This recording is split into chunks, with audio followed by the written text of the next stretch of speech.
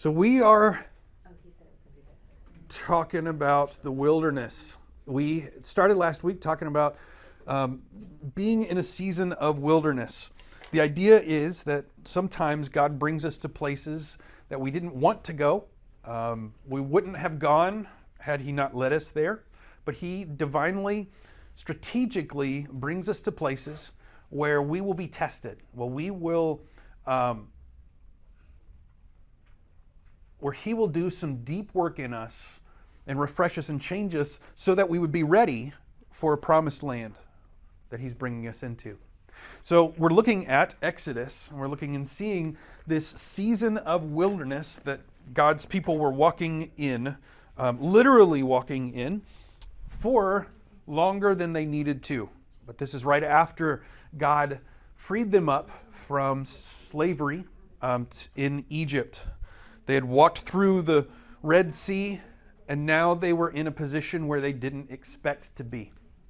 They were struggling. They were going through a desert. Anybody like going to deserts? You like going to deserts? At nighttime it is cool. Like literally cool, but like it's fun and interesting to see. I have a thing that I would like to do one time in my life for one night, is cover myself head to toe in something that sand can't get in. Right. That's impossible. I know.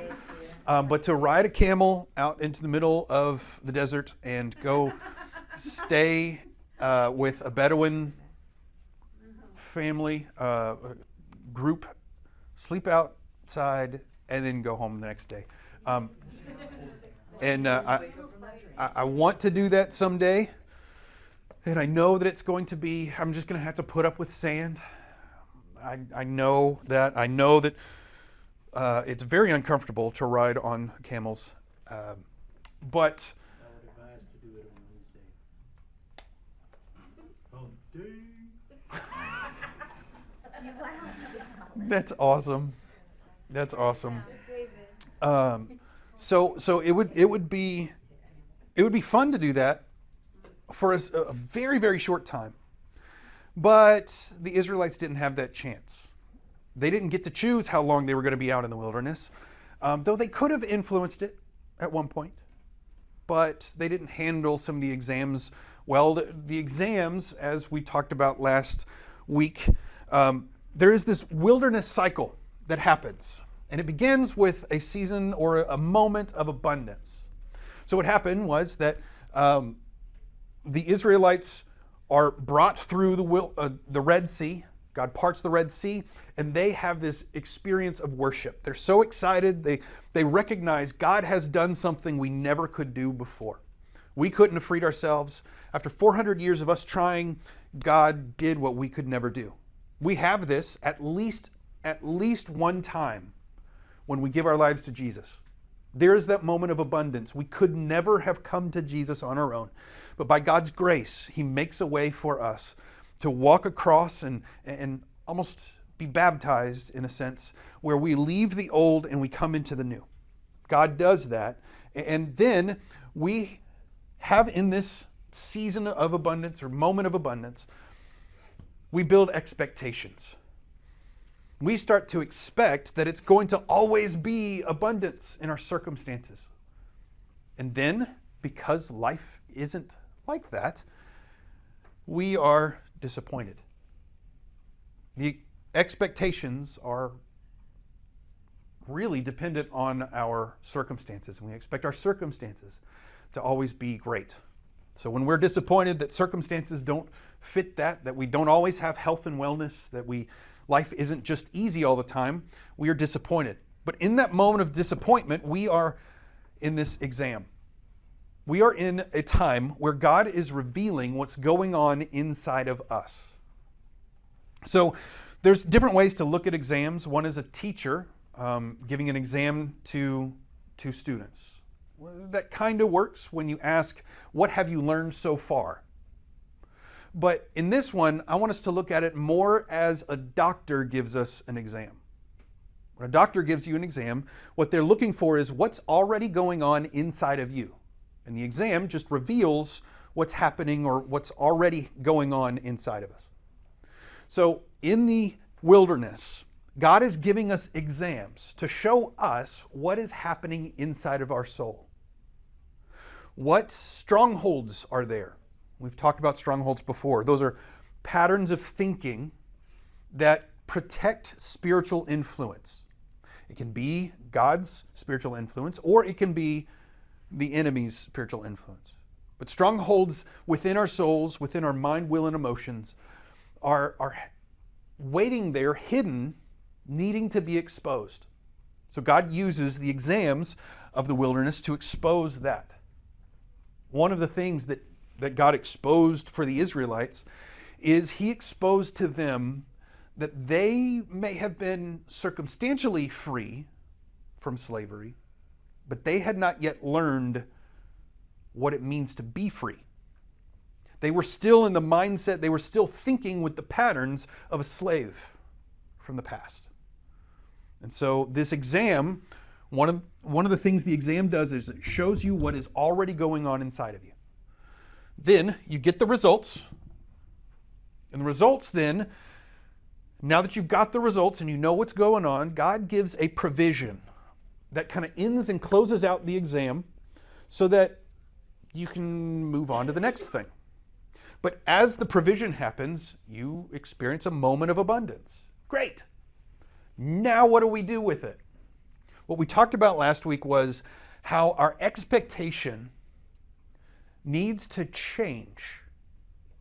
Many of us get so disappointed because we think God is supposed to do something in our circumstances. But what God is trying to show us through the abundance moment is that He never changes. The circumstance may change, it may be completely different all the time, but God never changes. And our expectation is that God will always be good, no matter what we encounter.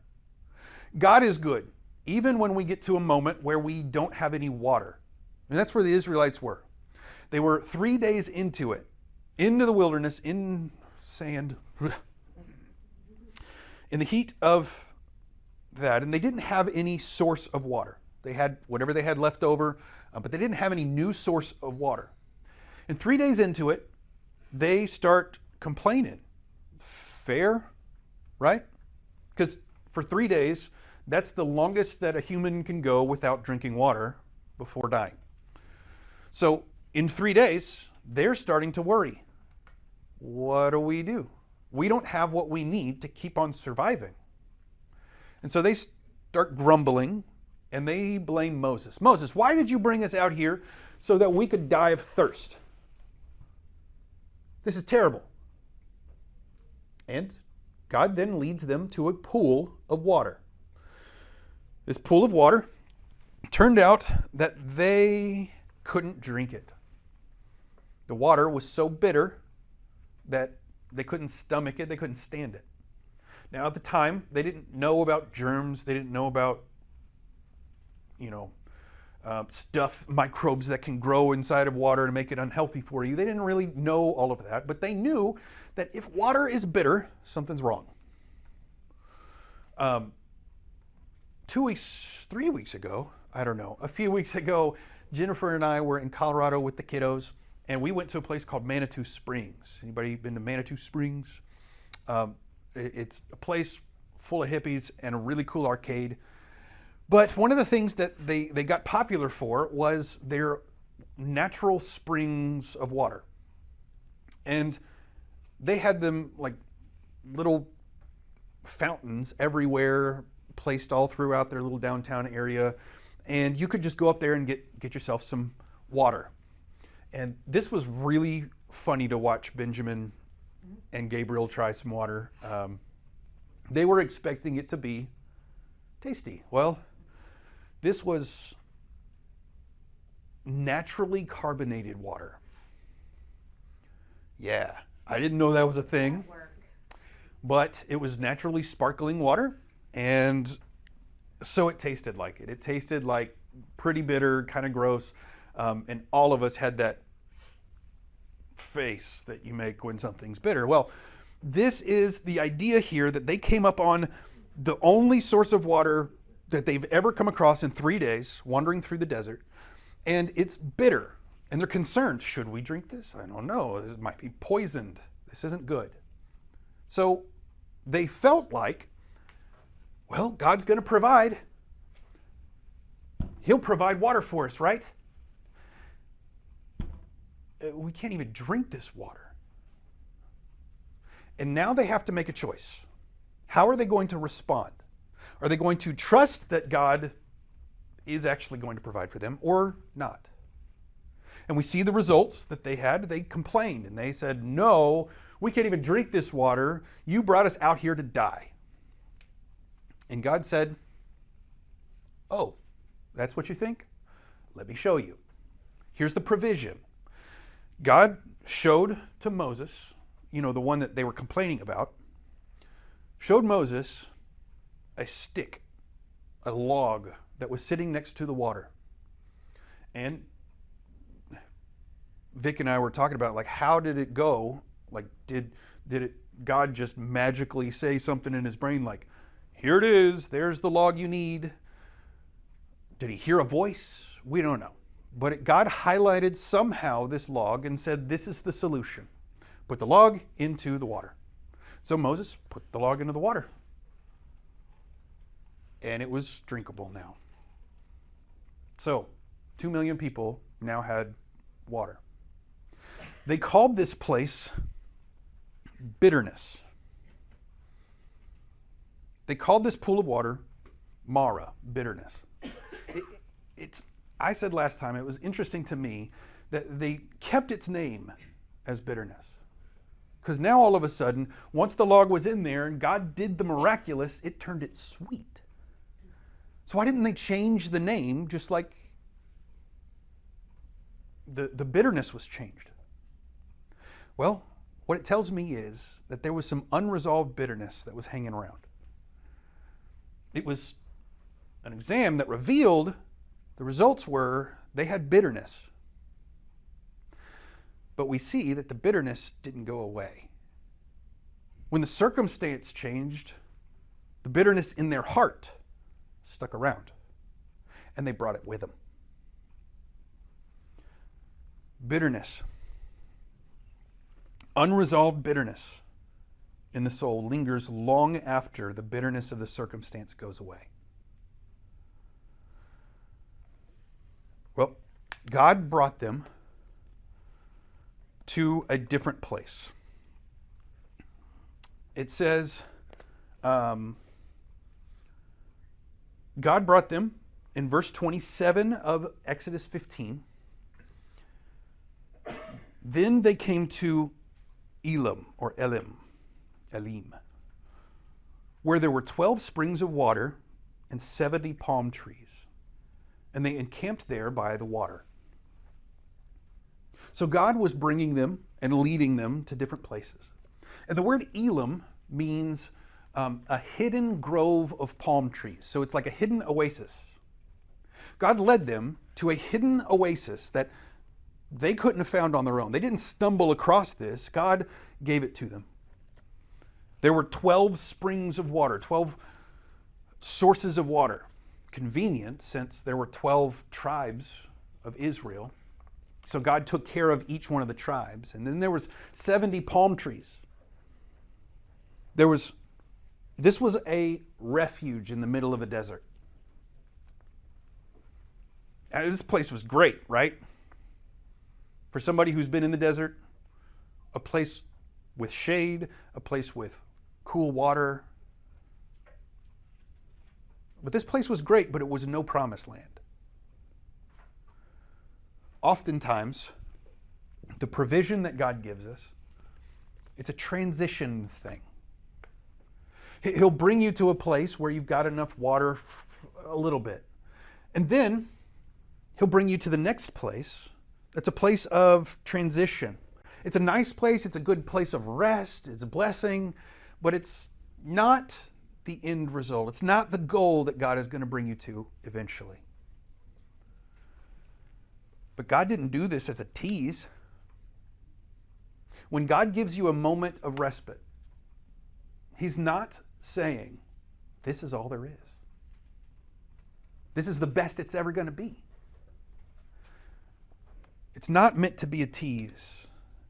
It's meant to be a transition that helps provide rest in between the exams.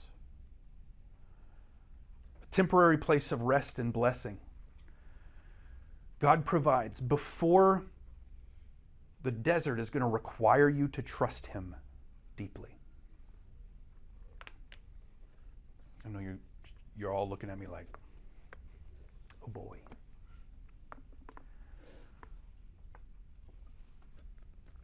But the reality is we're going to go through it anyway.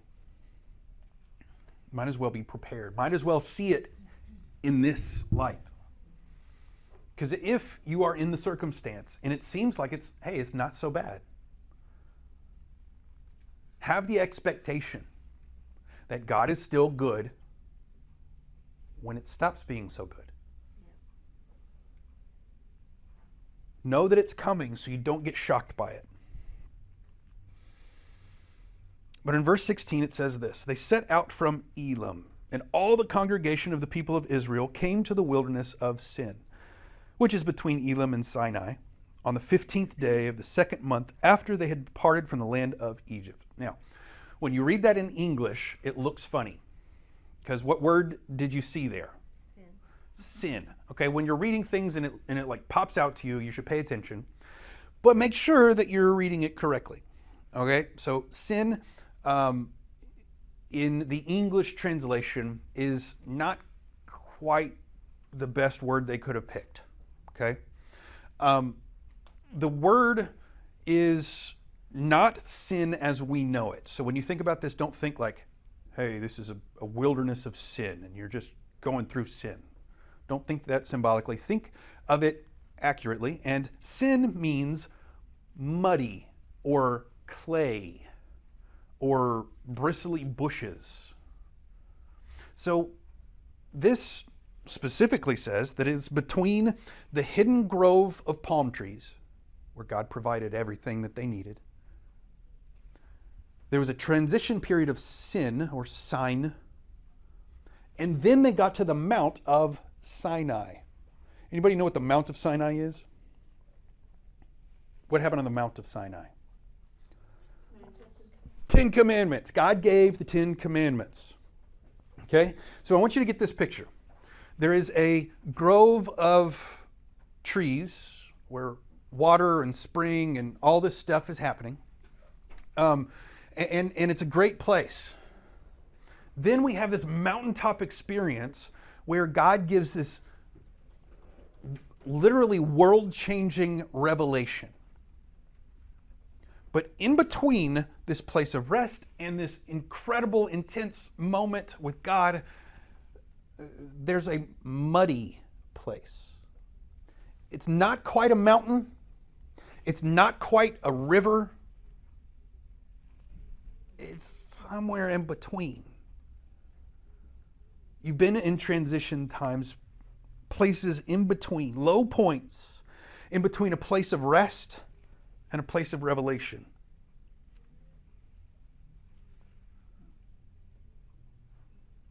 But they didn't stay there in this wilderness forever. God was bringing them through this exam to help them figure things out, to help them be ready for the mountaintop experience. See, Sinai was this mountaintop experience that we'll see and we'll get to, where God gave the 10 Commandments. It was this big moment of revelation. But I want you to picture this.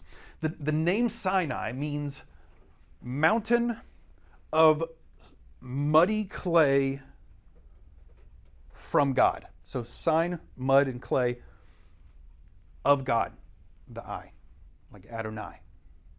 So this mountain of clay was a place of revelation. See, it was this place that God designed.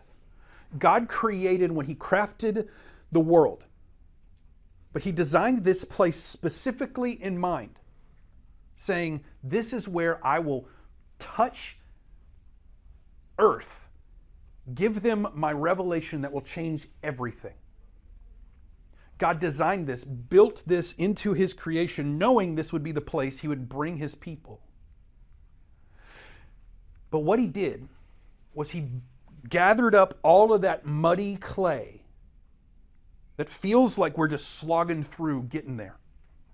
He mounds it up and puts it all into one place and then says, hey, Moses, climb up all of this stuff that you've been walking through before, but now there's a purpose. Climb up here. I've piled it up so that it makes it easier for you and I to meet together.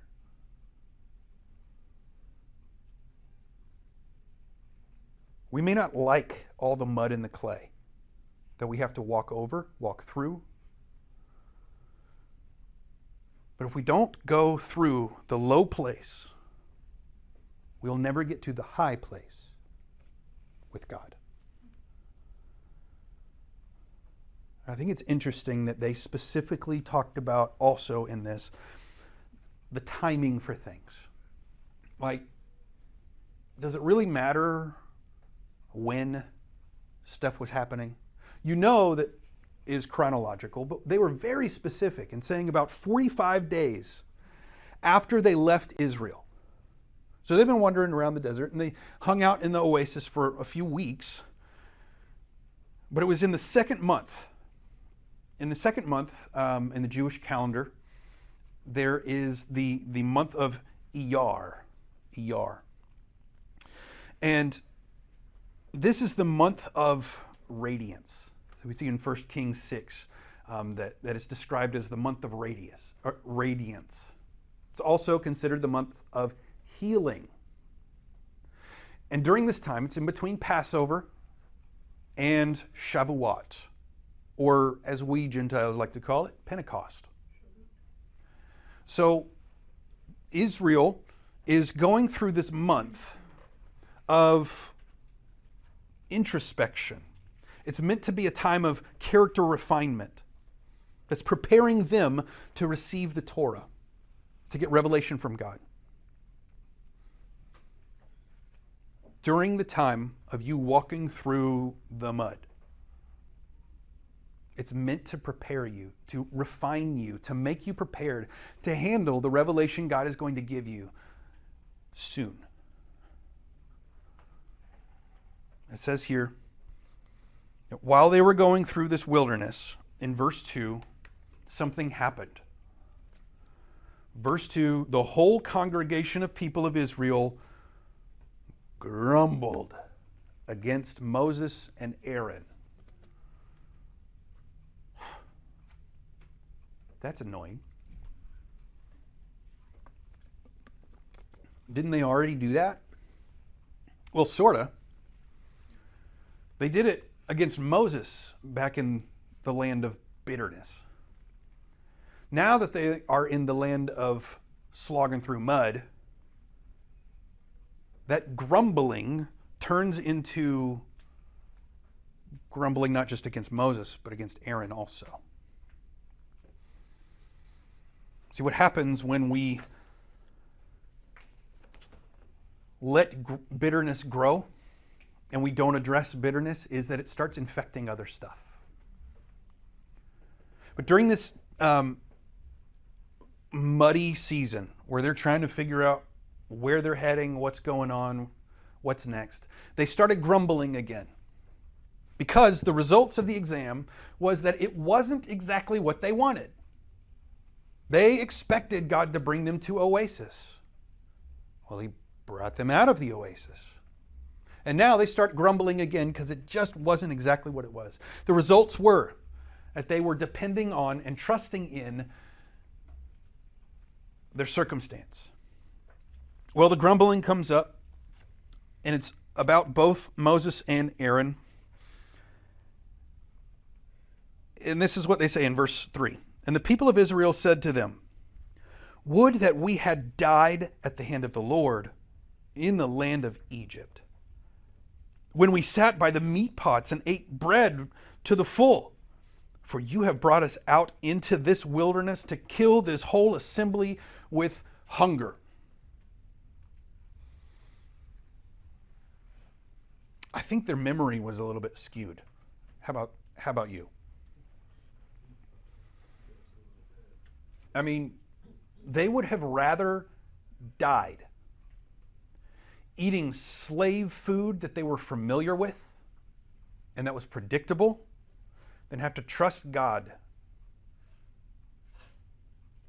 when they didn't understand. So what I'm going to do now is I'm going to walk through several of the tests that we see here, some of the exams that God uses to reveal what's going on in our hearts in the wilderness time. Okay? So that means when you recognize that you're going through this kind of test,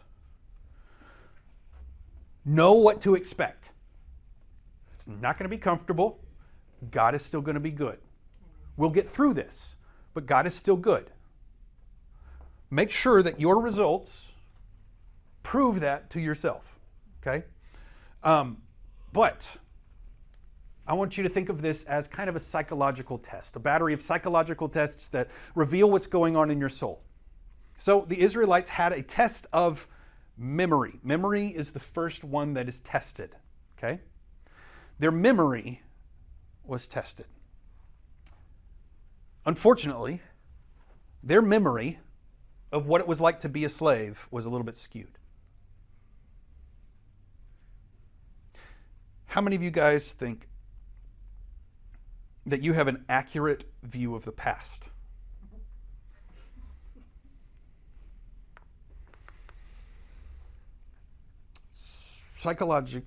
Psychologists have done many, many, many tests about the unreliability of our memory. They can manipulate people into convincingly giving testimony to something that never actually happened in court. Eyewitness testimonies are one of the most unreliable things, according to research.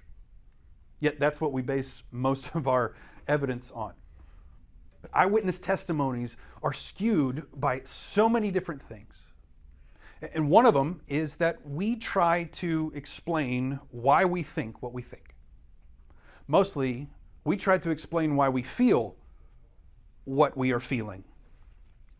And we justify it. But what was going on is that the Israelites would rather have been slaves because it was familiar. And they wouldn't mind have dying back and being a slave because it really wasn't that bad. Even if they died, it would have been better than what they're doing now. See, selective memory distorts the expectations of our present. When we approach God, so many times in Scripture, God created festivals and made it into a pattern for the Israelites to intentionally remember certain things about God. Like he built it into their everyday life to remember these things about God. Because if our memory starts being selective, we will miss what God is doing now. If you forget that God has brought you through the absolutely most painful thing you've ever gone through in your life, when the next painful thing comes through, you'll think he's abandoned you. You'll think he won't follow through. But they were selective in their memory. Just a few days ago, back when they were in Mara, in the wilderness, the bitterness wilderness, that land of bitterness, God gave them sweet water. And then he specifically promised them, I will provide everything that you need. Like he gave them that specific word. Just a few days later, they expect God to let them starve to death. But wait, God, you just miraculously provided water when we didn't think you could. Now, though, this situation, you're not going to do it. You're not going to follow through. You didn't even say that. We're not even going to pay attention to it. Have you ever wondered why God has brought you into this wilderness? And then thought, man, I wish I was just back in the good old days. And if I had never come to God, if I didn't trust God, I could just do whatever I wanted and I wouldn't care about anything. Man, back when I was doing XYZ, it was nice. I didn't have to think about or care about anybody except myself. Well, we forget very easily that every crawfish season is followed by a hurricane season.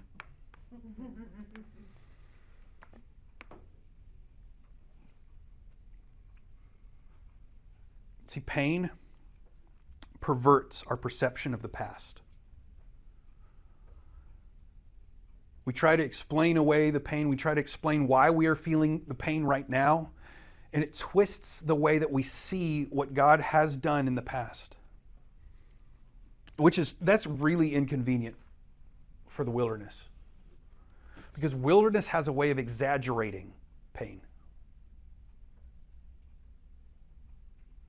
So if pain twists our perception of the past, and the wilderness is going to be very specific in pulling out the pain and putting us into positions of pain, how do we deal with that?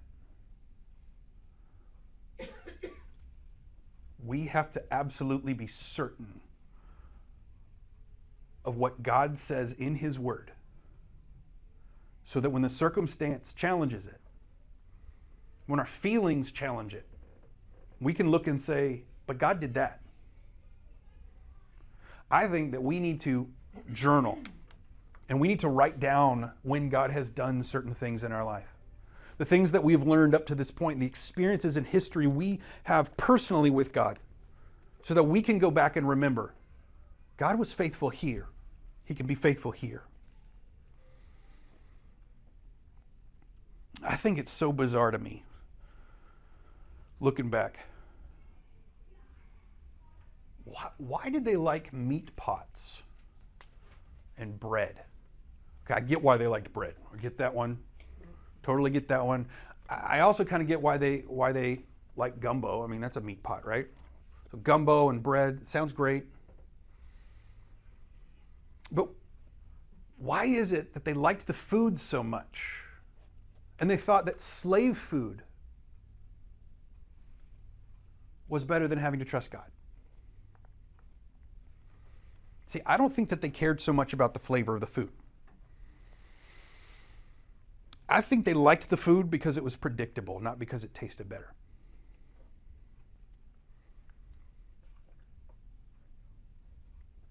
I think you and I, and these people too, would rather die eating slave food that we've always known than risk having to trust God to provide what we cannot see.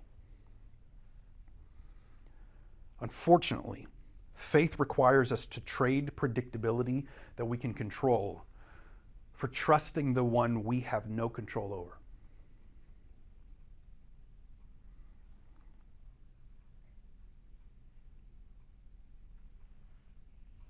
When God's provision doesn't meet our expectations or conform to the patterns that we are familiar with, we very easily and quickly fall into the sin of grumbling. In case you wanted to know, grumbling is, in the Hebrew, it is murmuring. It is the words that are sparking rebellion. Another way to say it, one of the word pictures is that they're building a home out of discontentment. They're learning to abide and build up walls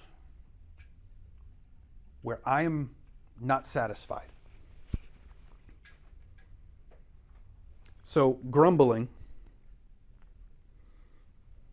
is in fact a sin. It would be a result. But in this result, we hear and we learn that our memory is probably not remembering things that we ought to remember. The next test that they get into, and that we will experience in our wildernesses and our exams, is going to be the test of blame. Who do you hold responsible for being in this exam right now? With the Israelites, they found a villain to blame. Two villains to blame, in fact. Israel blamed Moses and Aaron for bringing them out there. But the reality was that they decided to follow him. They decided to go with Moses and Aaron.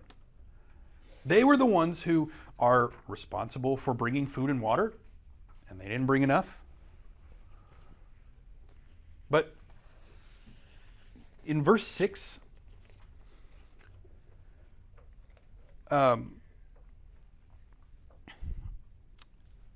6 through 8, Moses reveals something about grumbling. That it's not just that they're grumbling against, the leaders that they're called by God to follow. It's not just that they're grumbling against the villain, whatever villain they could come up with, but it's in fact grumbling against God. This is what Moses says in verse 8. He says, "When the Lord gives you the meat to eat in the morning and the bread to the full, because the Lord has heard your grumbling, that you grumble against him. What are we? Your grumbling is not against us, but against the Lord." When we grumble about anything, when we express our discontentment about anything, what we are saying is, God, this exam isn't going the way I want it to. If I were in charge, I would do it different. If I were God, I could do life better. I could run my life better than you, God.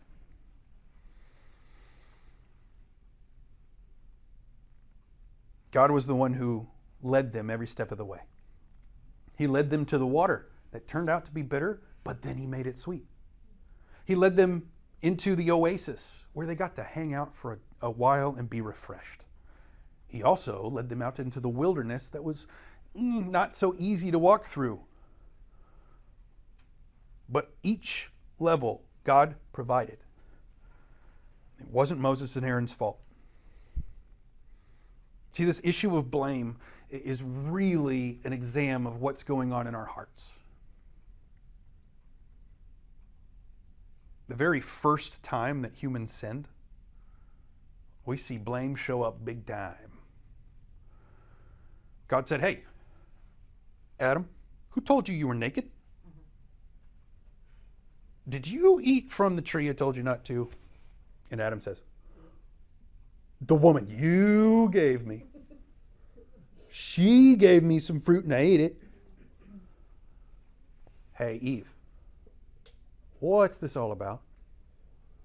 Well, the serpent deceived me and I ate some fruit. We like to blame. It's in human nature to deflect, to try to minimize the pain of recognizing that we are actually the villains. In psychology, they call it fundamental attribution error, where we try to displace and protect ourselves by thinking it's not our fault. in case you wanted to know, and you probably didn't, but in case you wanted to know, there are a few defense mechanisms that we have as humans that are unhealthy. And we kind of see this here. One is displacement. Displacement is when you feel something and you pass it on to something that had nothing to do with that. For example, you have a bad day at work, but instead of expressing that frustration at work, because, is it really safe to do that? You then bring it home and let it out on your dog. Displacement is taking out our feelings on something less threatening. Well, the Israelites, it's a little bit terrifying to express your discontentment towards God directly. When I said earlier, I said, God, if I were God, I could do my life better than you. That made you shudder, right? Something in there said, that's not a good thing to say. Don't say that. But instead, we displace that thought and put it on somewhere safer. Man, if you had done this differently, I wouldn't be in this exam right now. Man, if blank happened, I wouldn't have to be feeling this. But what if, the next thing we do is we project. We project what we are feeling onto somebody else.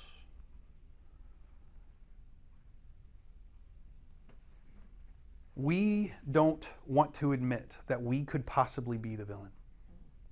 And so we find a villain to blame. But finding a villain to blame helps us keep our hero mask from slipping.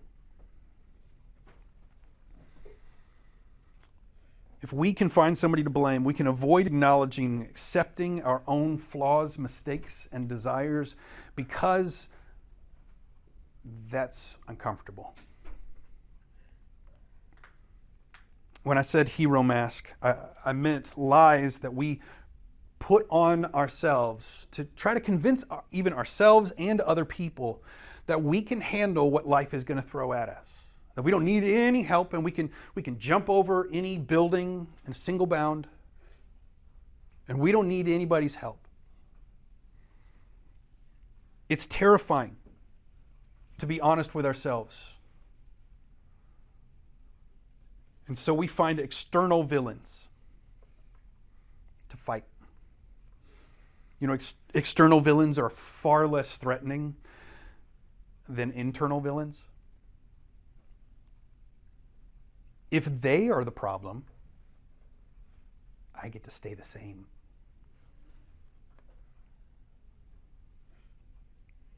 That's one of the reasons why I'm preaching what I'm preaching about politics. So the reality is, politics, every season we come up on it, is an exam for us to reveal what's going on in our heart. The problem is we would rather see it in everyone else's heart than ours. And we say, if they would just figure this out, I get to stay the same. But every exam is meant to expose demonic strongholds that are camouflaged in the jungles of our souls. I said it earlier, strongholds are patterns of thinking that influence you spiritually. And exams are a useful tool to reveal patterns of thinking that we would never otherwise find.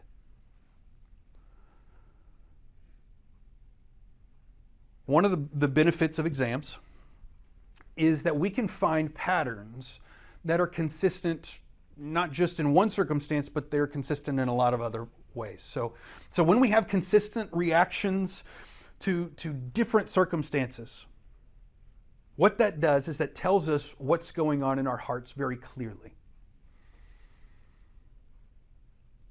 Here's an example. For the Israelites, they are in a different circumstance. They have water. They've stored up enough water. They're good to go. Maybe they've seen that God would provide water for them.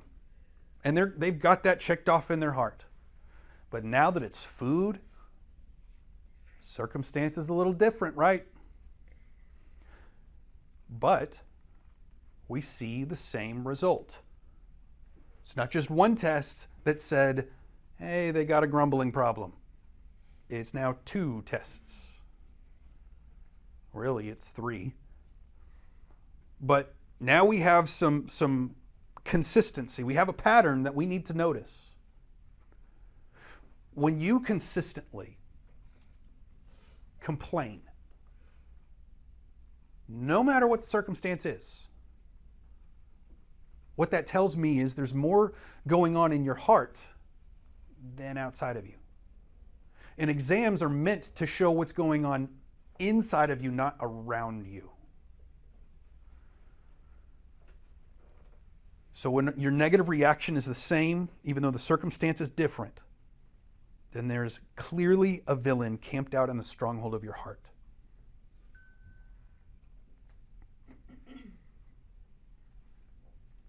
When someone disrespects you, it doesn't matter who, and you react with anger, you lash out at them, that's telling you more about you than anyone else. When you fear, no matter what the circumstance,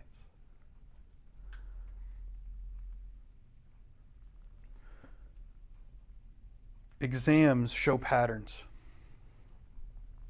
But here's the good news. God never reveals any kind of result that He is not saying, my grace is sufficient. In fact, the way I see it is, every time there is an exam where the results you don't like, it's Him saying, here's where I want to work my grace next.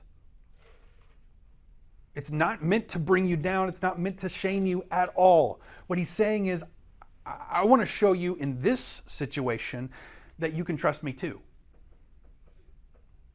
I want to prove to you that I am who I say I am. You don't yet believe it? Let's do it again. He is absolutely infinitely patient.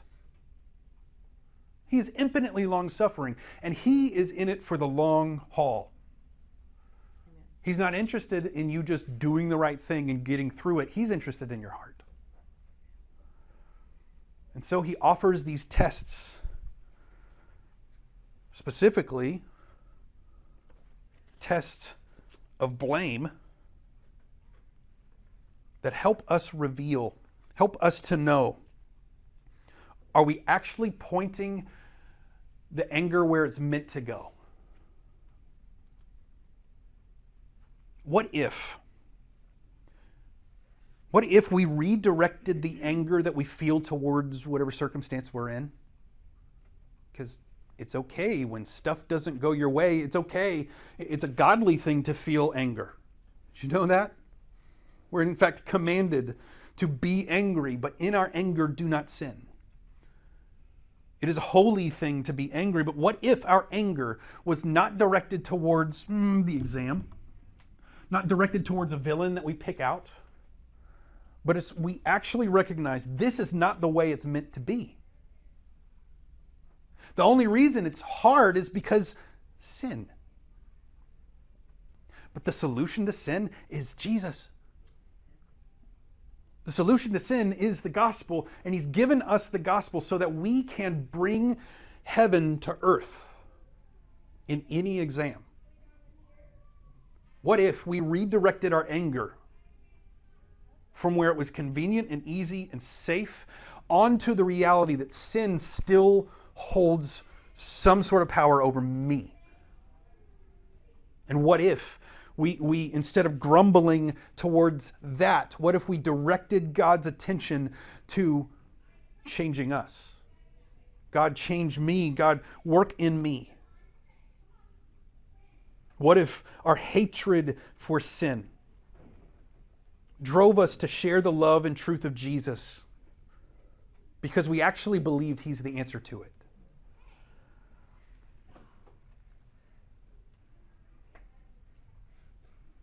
What if, instead of us getting frustrated and disappointed that the circumstance isn't the way it is, or even that I am not responding the way I ought to, and being frustrated and disappointed in ourselves, what if it would drive us into worship with an eager expectation of Jesus returning to fix it all? What if it pointed our attention to eternity instead of now, the temporary pain of the moment?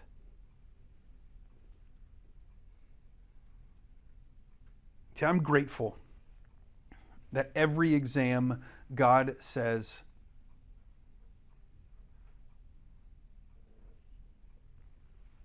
I'm going to provide in it. He doesn't let every exam go on forever, and so he ends the exam with some sort of provision. And the provision that God gave in this moment that concluded their exam of blame was not exactly the provision that they wanted.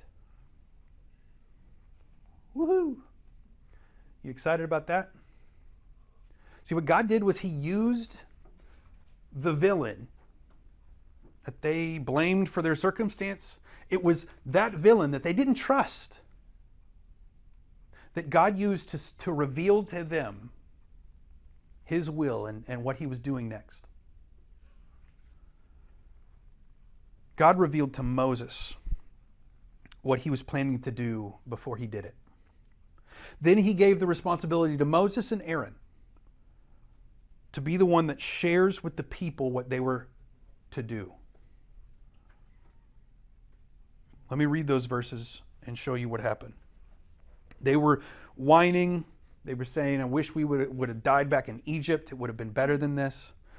And in verse 4 it says this, the Lord said to Moses, not to the people, but Moses, behold, I'm about to rain bread from heaven for you, and the people shall go out and gather a day's portion every day, that I may, what? Test them, that I might give them an exam every day, whether they will walk in my law or not. On the sixth day, when they prepare what they bring in, it will be twice as much as they gather daily. So Moses and Aaron together said with all the people of Israel, at evening you shall know that it was the Lord who brought you out of the land of Egypt. And in the morning you shall see the glory of the Lord, because he has heard your grumbling against the Lord. For what are we, that you are grumbling against us? And Moses said, so first it was Moses and Aaron, now it's just Moses. He says, when the Lord gives you the evening meat to eat and in the morning bread to the full, because the Lord has heard your grumbling that you grumble against him, what are we? Your grumbling is not against us, but against the Lord. Then Moses said to Aaron, so now Moses is giving direction. You know, the guy that God delegated to lead the whole congregation of Israel, now is delegating and giving instructions to Aaron, specific instructions. And it says this, say to the whole congregation of the people of Israel, come near before the Lord, for he has heard your grumbling. So all of these things Israel needed to hear. But God was revealing to the Israelites that the thing that they were most worried about, the thing that they didn't trust him for, God was going to provide. But the mouthpiece that God chose to use was not the one they wanted to hear from. I wonder how often we miss out on what God is trying to tell us because of how we feel about the mouthpiece that God uses to speak to us.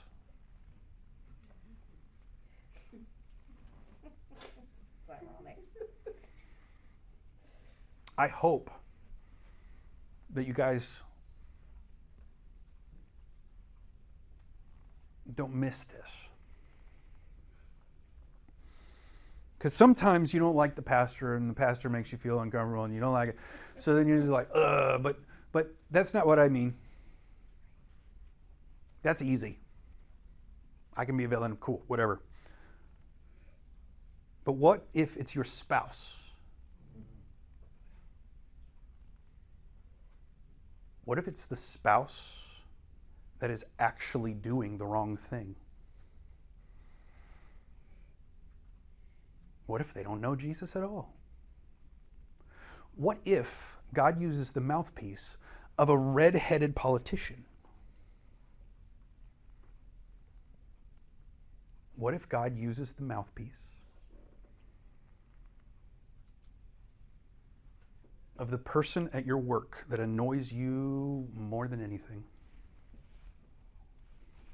What if he uses pain? What if he uses any villain, any circumstance, any exam, and he's trying to tell you something in it, but because you refuse to listen, you might miss out on what God is trying to do. So I think it's interesting here that God tells Moses and Aaron what's going on. So then Moses tells Aaron, let's tell all the people together. Here's the specifics of it. And then Moses gives the details and he says, when this happens, when you see this and you do all these things that we already told you, here's how you think about it. Here's what God wants you to do with it. Know that God provides. Know that he is the one who gave this to you. But then he turns to Aaron and he says, hey, Aaron, I'm going to delegate this task to you. You tell the congregation that they need to do something specific with it. It's interesting to me as a leader, especially one who has been delegated the authority to direct the congregation. Moses made it specific, like, this is my role. I'm going to tell you, once God gives you his word, here's what we do about it. Here's what we believe about it and know about it. But Aaron, the priest, he's the one who told them, come out before the Lord. I don't know why he chose that. It makes me wonder. Is it because he was the original villain and he knew that they had a little bit more respect for Aaron? I don't know. Whatever it is, he was specific in his choice. But what I don't want us to do is think that we are going to like every mouthpiece. That it is going to make sense as to why Moses does what he does. I don't understand why Moses had Aaron say it. But does it really matter? Sometimes the mouthpiece that God has for us might not make sense. But the important thing is not that we're listening to Moses or Aaron, but we are listening to God through whatever mouthpiece he wants to tell us. Verse 10, they actually obeyed. They responded to this. So this is good. They could have just ignored it. They could have dismissed it, but they didn't. But in verse 10, it says this. And as soon as Aaron spoke to the whole congregation, the people of Israel, they looked towards the what? The wilderness, and behold, the glory of the Lord appeared in the cloud. Moses told Aaron, Aaron told the people, come near to before the Lord. Gather together in the presence of God and bow yourself before him. That's the connotation, that's the idea. Come before God humbly. And so they did. And immediately they all looked towards the thing that they were whining about. The wilderness. The disappointment that they were in. The thing they didn't want to be in. And what happened? The manifested presence of God shows up where they didn't want it to be.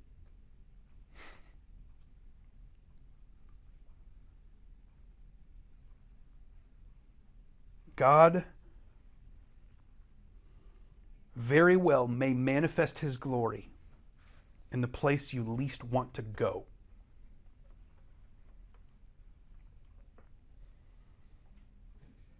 Let me say it differently. A time is coming when you will be able to see God in the middle of where you would prefer to have never gone.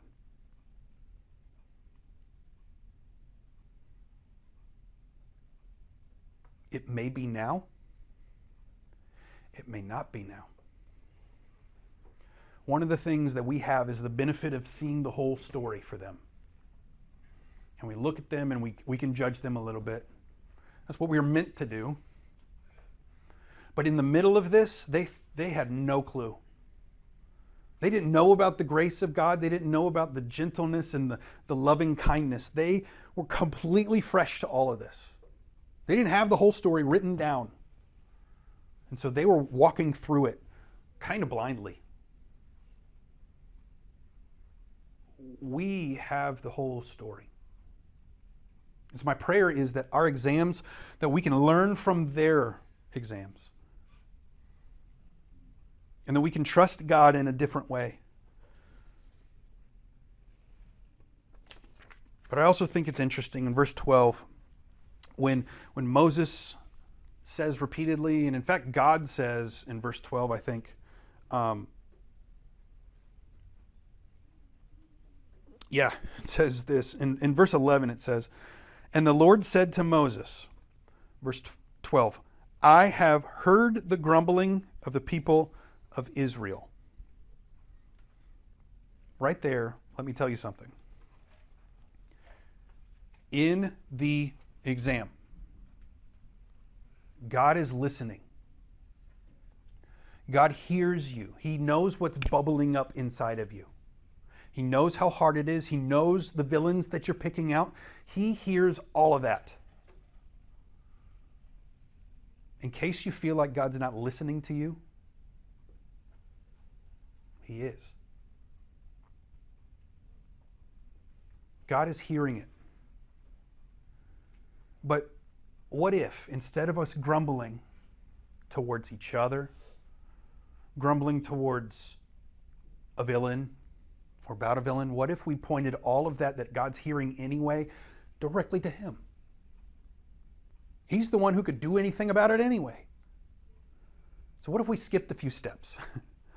What if instead of spreading that virus of pride by pushing it out on other people and thinking we can do better with life, what if we pointed it to God and said, God, I confess that I don't like what I'm going through. I really would prefer it to be different. But well, what do you need me to hear? We could skip the process of having to hear from Moses because we now have the Holy Spirit. We can hear directly from God, usually through His Word.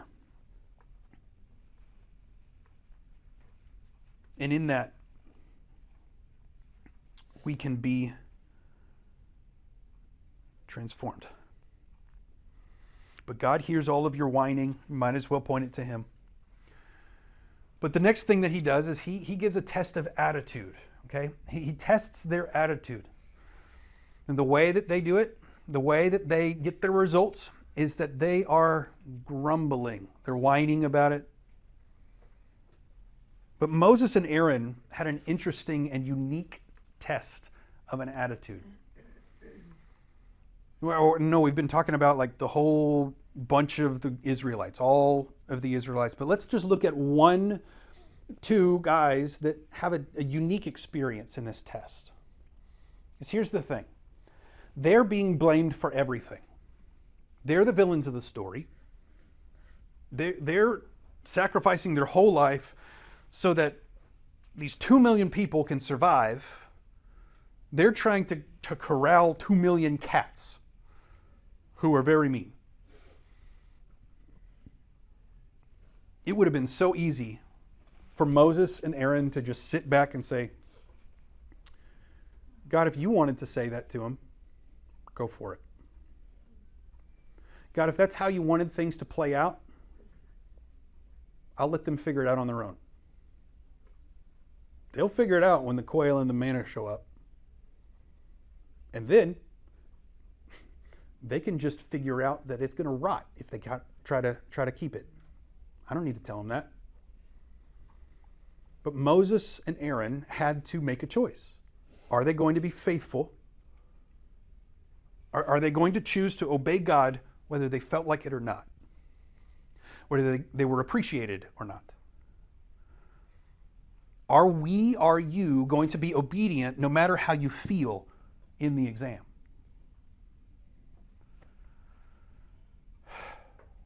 I don't like that. I want it to be that I feel like obeying. I want it to be that I feel like doing the right thing, and then out of just an overflow of a good heart and good motivation, I serve the Lord. But the reality is, I don't want to most of the time.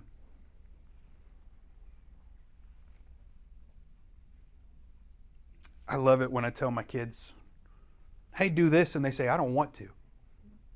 And I say, you don't have to want to, you just got to do it. I know it's easier said than done. Obedience is not always easy. But the only way that you are going to see the manna, see the quail, and to experience and taste it for yourself is if you obey before you see the whole story. Moses and Aaron, they obeyed and did what God was telling them to do. They were obedient.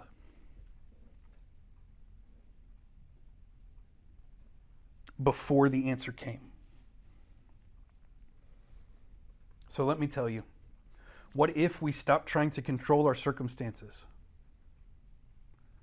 What if we redirected that effort of trying to fix it, trying to control it, trying to make it different into just simply obeying?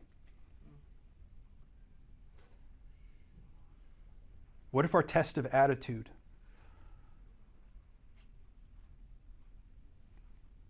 revealed in us the level of pride that we have?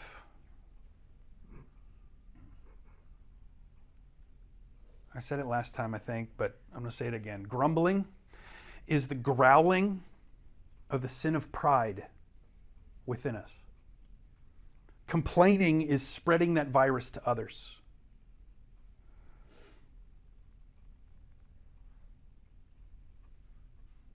Quarreling. Quarreling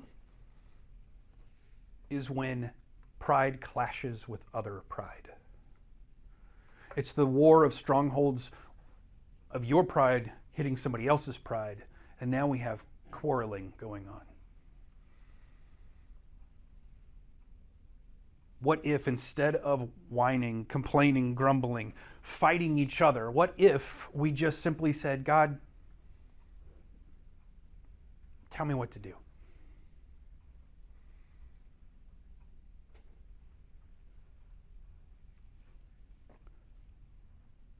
Our wilderness and the tests in our wilderness is not over. It won't be over, but ever. But that's where we have to stop for tonight. So, Father, we ask that in the middle of our exams,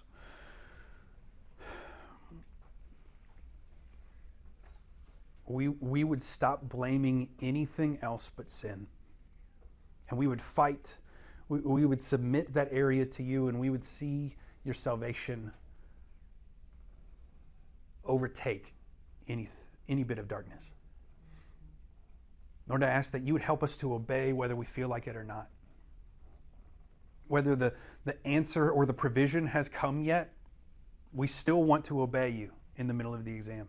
So, Father, I ask that you would help us to trust you no matter what. To focus on you, not our circumstances. And we would just let go and trust you. We ask this in desperation. In Jesus' name, amen.